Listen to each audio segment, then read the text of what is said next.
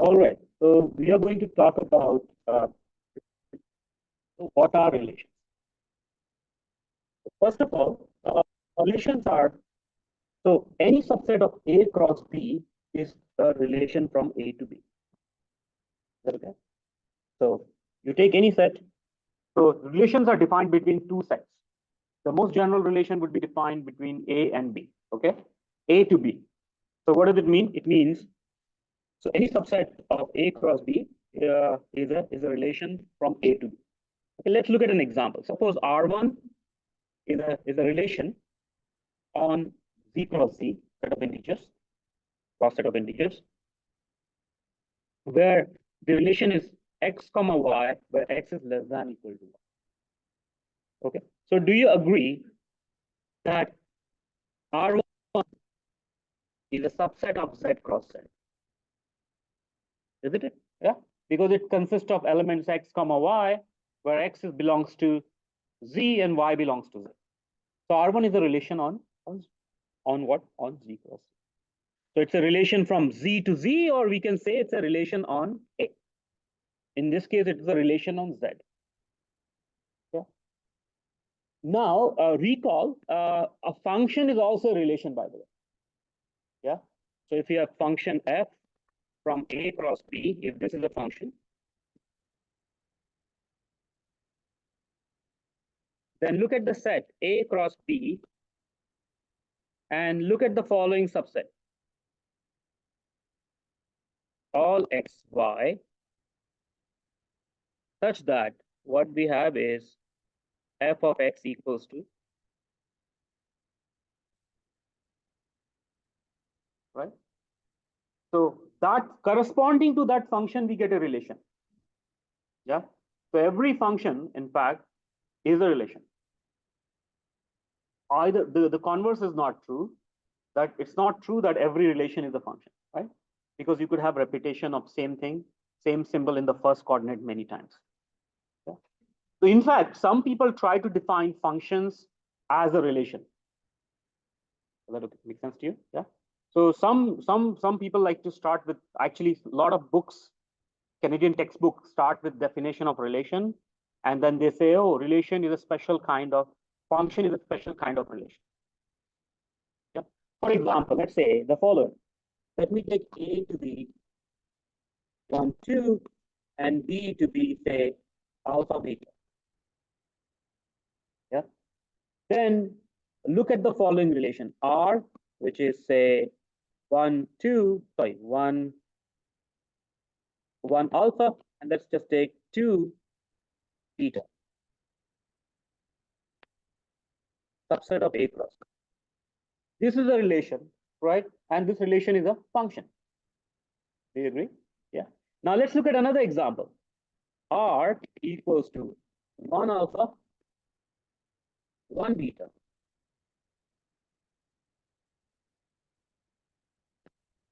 This is not a function. Does not give the function, right? Do you agree? For two reasons, actually. Not just one, two reasons. Namely, first, that all the elements of A should have appeared here. Yeah. It's like 1 is being assigned to alpha and 1 is being assigned to beta, right? So 2 is unassigned, if you think about it. And another reason why it fails is that 1 is assigned to two different elements. So this is not a function. So anyway, for now, let's just focus on the following. What is the relation for us? It's a subset of A cross B. Yeah, we don't care about the functions at the moment. All right. Yeah. Now consider the following subset R2, a subset of Z cross Z, where R2 is what? X comma Y, where X is congruent to Y mod 4. This is also a relation, right? Why? Because, well, I mean, we are listing out a subset, because at the end of the day, this is subset of Z cross Z, isn't it? So this is also a relation. Yeah. So at the end of the day, any subset of A cross A or Z cross Z is a relation on A. Okay. Now, let's look at the following.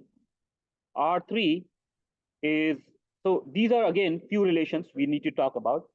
Now, among those relations, there are some relations which are special. Okay, so we are going to study actually 4 of those special relations. So some relations have the reflexive property. What is the reflexive property? So R, a relation on set A. So we are fixing a set A and we are talking about relation on set A.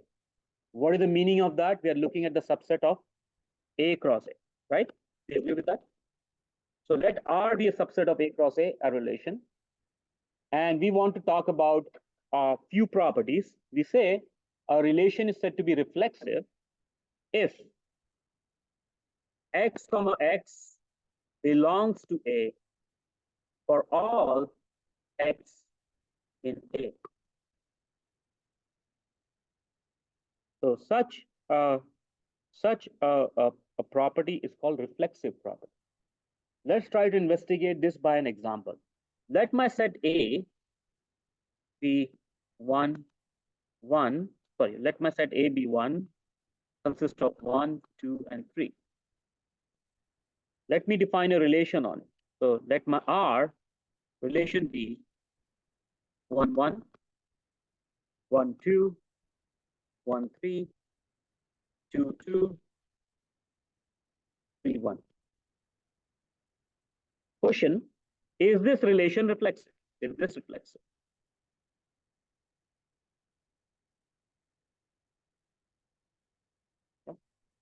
Yeah. So to be reflexive, what should happen? For every element in A, so for every x belonging to A, x comma x should have been in R. Is this the case in this here? Let's check. Is 1, 1 there? Yes. Is 2, 2 there? Yes. 3, 3 is not there. So no matter what else is there, but if 1, 1 is not there, 2, 2 is there, but 3, 3 is not there, it is not a reflexive relation. Does that make sense to you? Yeah. So this relation is not, this relation, we can just quickly say R is not reflexive.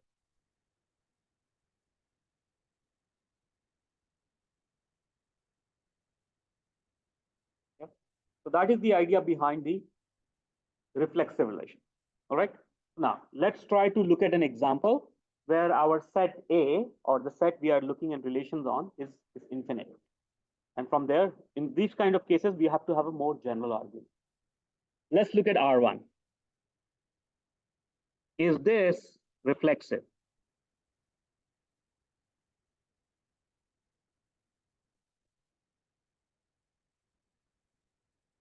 So how is your relation R1 given? R1 is given by the following. X and Y are there if X is less than equal to what? Y. Less than or equal to Y, okay? So for every, I should use the, I'm gonna use the quantifier now, if that's okay. For all X belonging to A or Z, X is less than equal to X, isn't it? Yeah, every element is less than equal to itself. Therefore what? This implies X comma X belongs to R1. Right? So for all X belong to Z, X comma X belongs to R1. Therefore what? Therefore R1 is okay.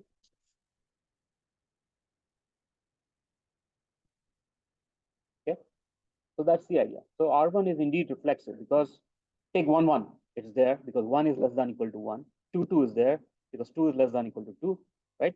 For any integer, XX is there because X is less than equal to X. Yeah, so that's the justification for it being reflexive. Let's look at this problem now. 2.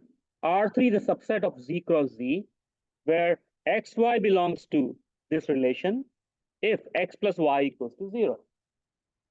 So is this relation reflexive? And the answer is no. Actually, a big no. Why is that?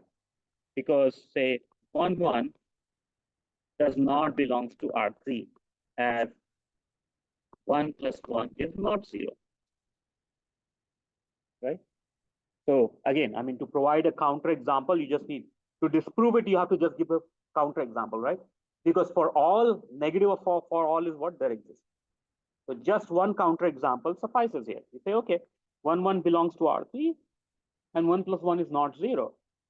So sorry, 1 plus 1 does not belong to R3 as 1 plus 1 is not 0. Therefore, R3 is not reflexive.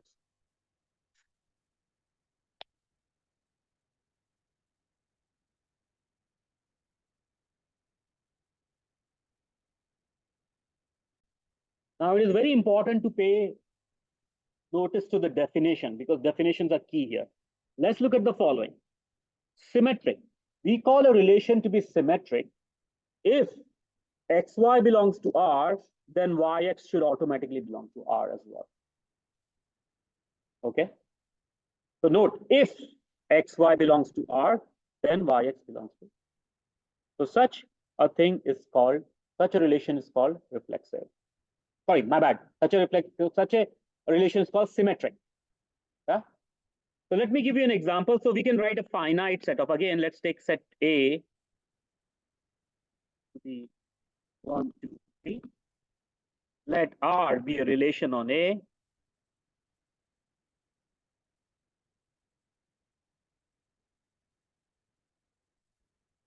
Let's take R to be the following: 1, 1, 1, 2, 2, 1. Okay. Is this symmetric?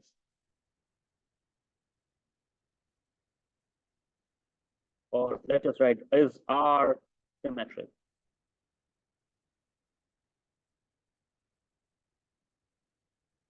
So let's check. For finite sets, you don't have to argue in generality, just have to check. Okay, let's check. If 1, 2 is there, then 2, 1 is there, isn't it? Yeah. So whenever there's xy, there's yx. So this is indeed what? Symmetric. You say, what about 1, 3? Well, if 1, 3 was there, then 3, 1 should have been there. But since 1, 3 is not there, you know, it is symmetric. Does it make sense? Yeah.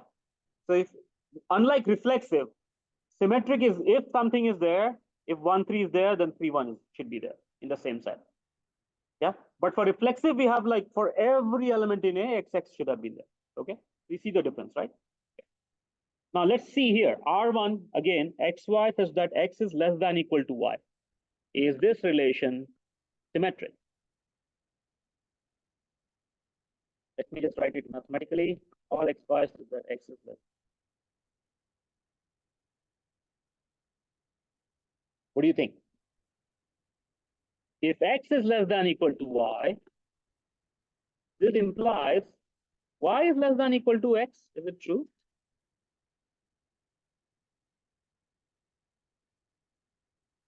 So this relation is not symmetric.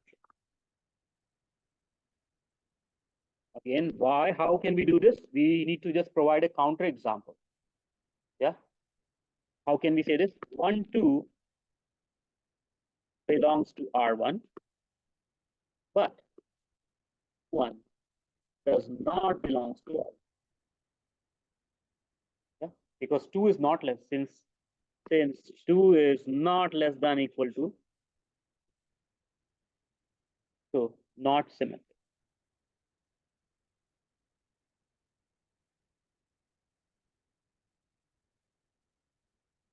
Does that make sense? Yeah. Now, what about R2? Is R2 symmetric?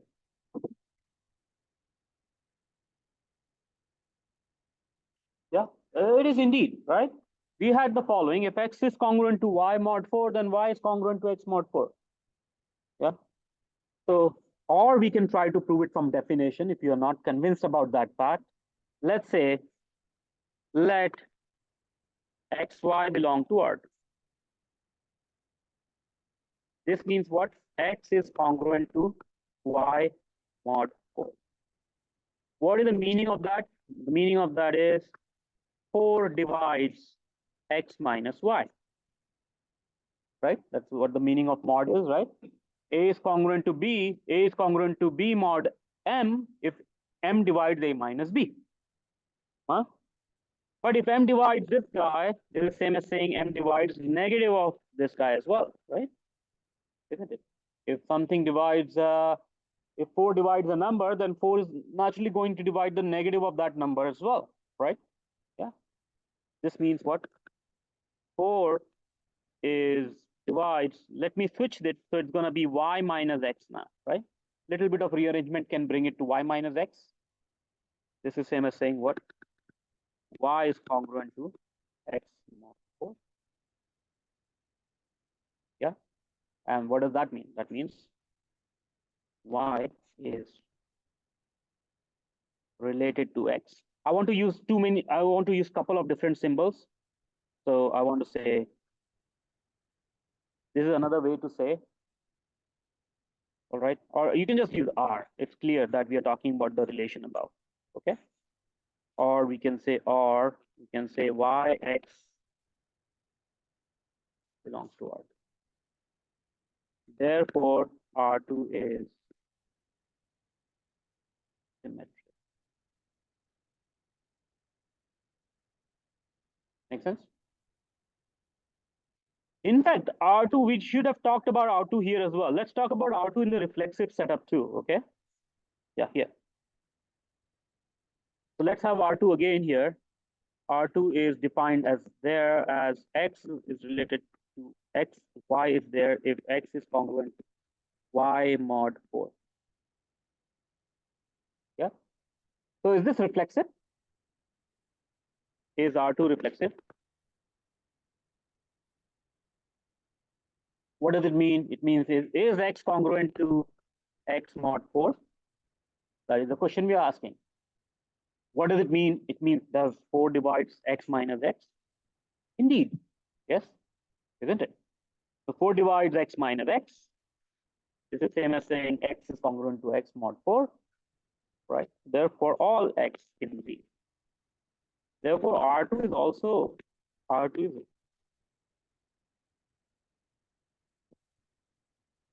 because, yeah.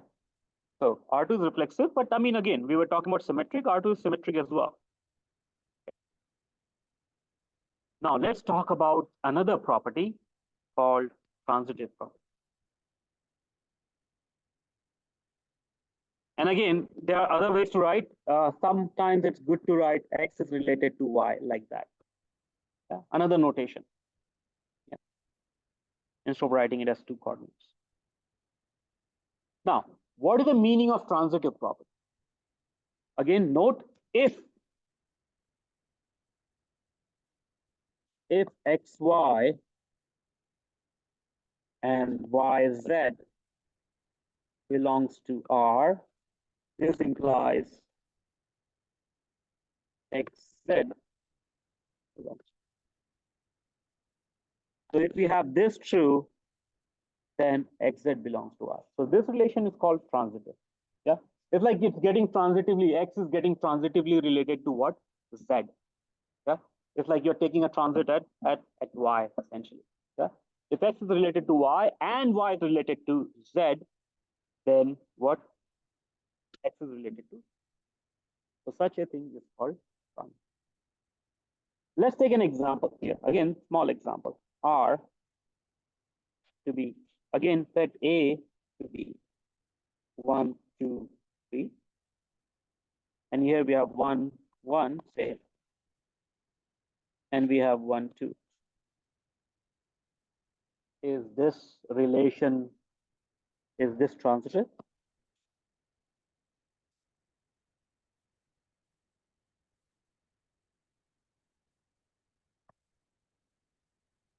There's no Z here, by the way. It's 1, 2, or 3, right? So this relation is transitive. Why? Because let's see, 1, 1, 1, 2. There is no transitive. 1, 1, 1, 2 will give me what? What will be the transitiveness of it? 1, 2, isn't it? And 1, 2 is there. Let me just write it in another way. 2, 1, 1, 1. And what will be the transitive part for this? It will be again, isn't it? We're getting connecting this to this. So these are there, right? Make sense? Yeah. Now suppose if I write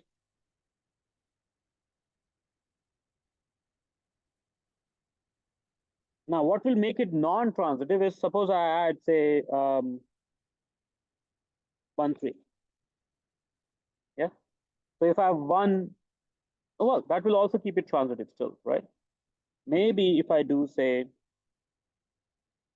if I add 3 1, let's see. So 3 1.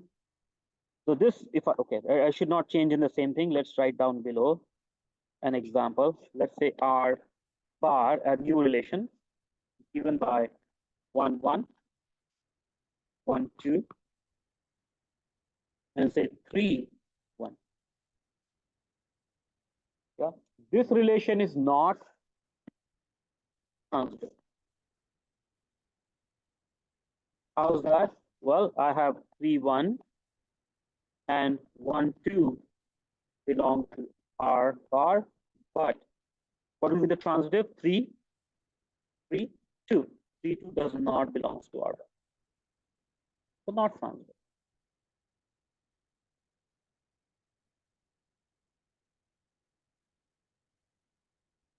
So when you're given a finite set like this, without any explicit relation between x and y, just list, then you have to check all the possibilities. Okay. When you're given something of this form, then you have to like what? You have to do an analytic approach. Like you can't take numbers and values and show me something unless you're providing a counter example to me. Does that make sense? Yeah. So let's check this one. Is R1 transitive? What do you guys think?